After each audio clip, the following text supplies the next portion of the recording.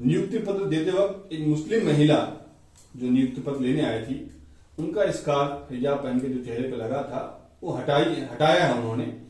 उसके बाद से बहुत सारे रिएक्शन सामने आ रहे हैं, बहुत सारे लोग अपनी प्रतिक्रिया दे रहे हैं। आप उसको कैसे देखते हैं?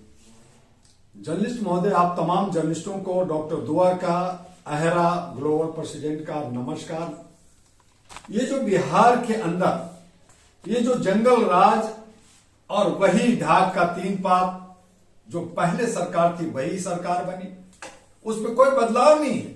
हाँ, करोड़ों रुपया का खर्च, दुनिया भर की बतौलाबाजी।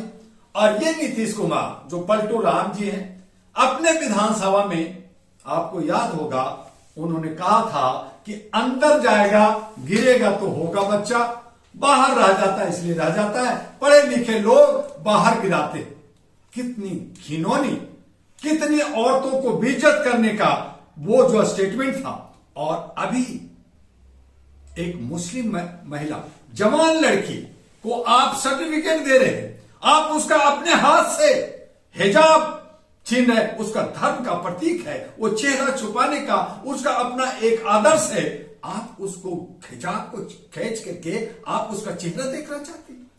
इससे बड़ा घिनौना, इससे बड़ा गिरा हुआ कैसे हो सकता है? जो यही सरकार कहती है मैं महिलाओं का सम्मान करता हूं, मैं महिलाओं को 10-10 हजार रुपया दे रहा हूं ताकि वो स्वावलंबी हो जाए, बिजनेस कर ले। आप दे करके भी ले रहे हो, आप लोगों को बेइज्जत कर रहे हो, आप वहां के मार रहे हो, वहां मॉब लिंचिंग कर रहे हो, वहां पे लोगों का, मुसलमानों का वोट जो 18% आपका भी एक एमएलए जिता के दिया है, और आप लोगों ने मुसलमानों को टिकट नहीं दिया। तो नवादा में जो नालंदा का रहने वाला है उसका पैंट उठाकर, उसकी प्राइवेट पार्ट को काटकर उसको मार दिया जाता है। तो ये जंगल राज नहीं है तो क्या है? आपने कहा मैं जंगल राज खत्म कर दूंगा, कोई भी क्राइम नहीं होगा। हमारे आदरणीय माननीय सामान्य मोदी जी और नीतीश जी ने वादा किया था कि जैसे ही हमारी सरकार आएगी हमारा अमन शांति होगा, विकास होगा, लोगों को राहत मिलेगी। लेकिन आप की हरकतें और आपका जो काम करने का तरीका, जहां